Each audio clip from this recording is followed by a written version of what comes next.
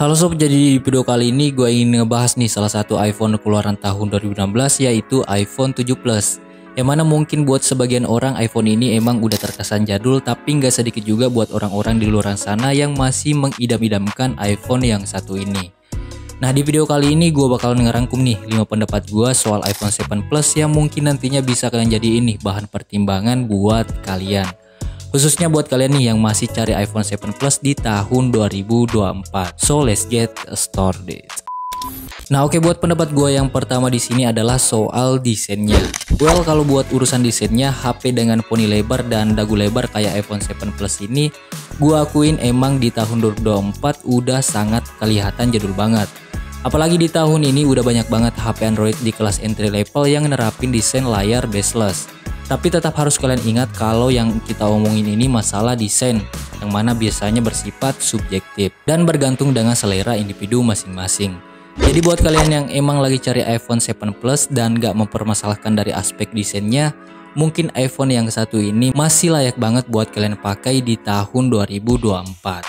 Apalagi iPhone ini juga punya bodi aluminium dengan finishing matte yang gak perlu kalian ragukan lagi soal build quality-nya.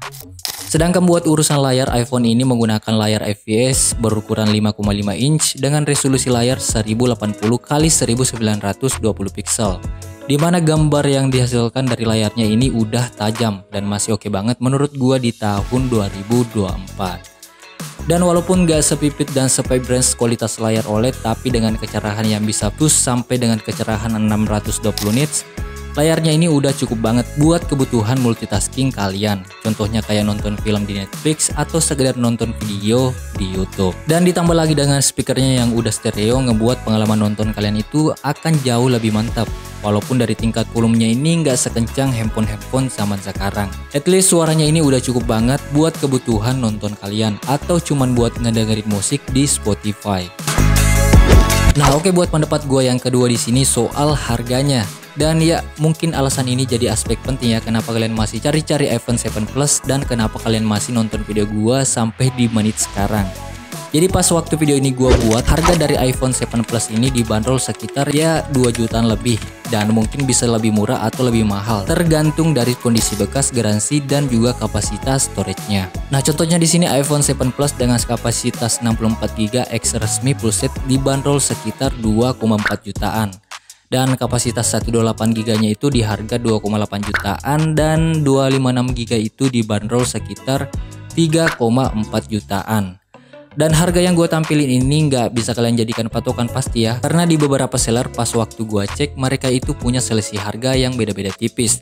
Tapi tenang aja, harga yang mereka jual ini nggak bakalan jauh banget dari harga yang udah gue tampilin barusan. Jadi buat kalian yang emang udah kepengen iPhone ini dari lama dan selalu terkendala dengan budget yang terbatas, atau mungkin buat kalian yang emang pengen nyobain iOS device tapi nggak mau keluar uang terlalu banyak, iPhone 7 Plus ini bisa banget buat kalian coba di tahun 2024 ini. Nah, oke, kita lanjut buat pendapat gua yang ketiga di sini yaitu soal performanya. Ya, iPhone 7 series ini menggunakan chipset A10 Fusion dengan sistem fabrikasi 16 nanometer dan dibekali dengan RAM berukuran 3GB. Dimana spek di atas kertas iPhone 7 Plus ini tidak bakalan menarik kalau kalian bandingin sama HP-HP di zaman sekarang.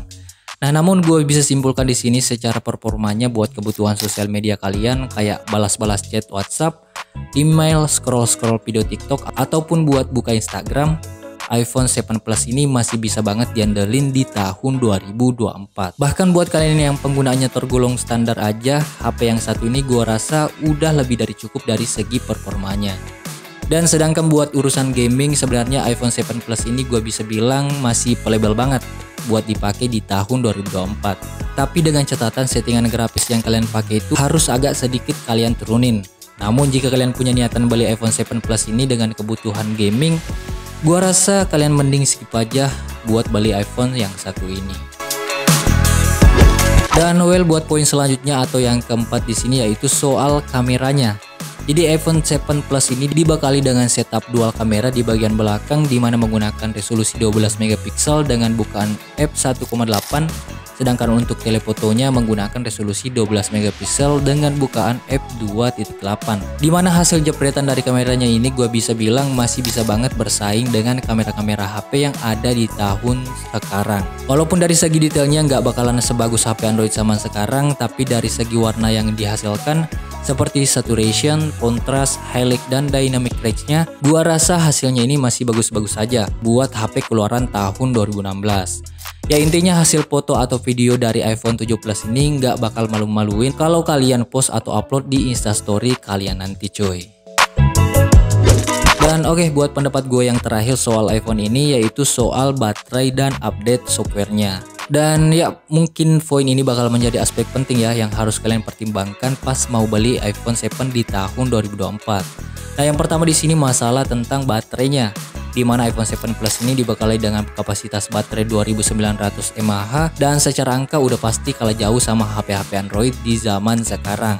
Ditambah lagi iPhone ini juga belum mendukung fitur wireless charging dan juga fast charging.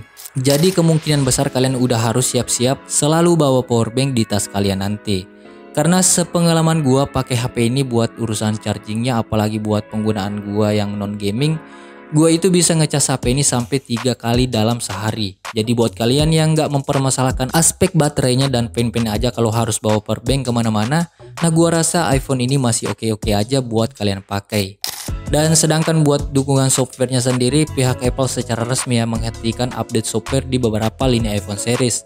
Dan kabar buruknya adalah untuk iPhone 7 Plus ini update softwarenya hanya sampai di iOS 15. Nah poin ini yang bakal menjadi penentu banget ya buat kalian yang pengen tetap di iPhone 7 Plus ini. Tapi dengan catatan kondisi HP-nya udah nggak bakalan dapat update software di tahun-tahun mendatang. Dan ya perlu kalian juga tahu ya, kalau nggak kedapatan update software bukan berarti iPhone-nya itu nggak bisa dipakai sama sekali. Karena sampai detik ini pun untuk iPhone 7 Plus ini masih sangat fine-fine aja buat dipakai cuy.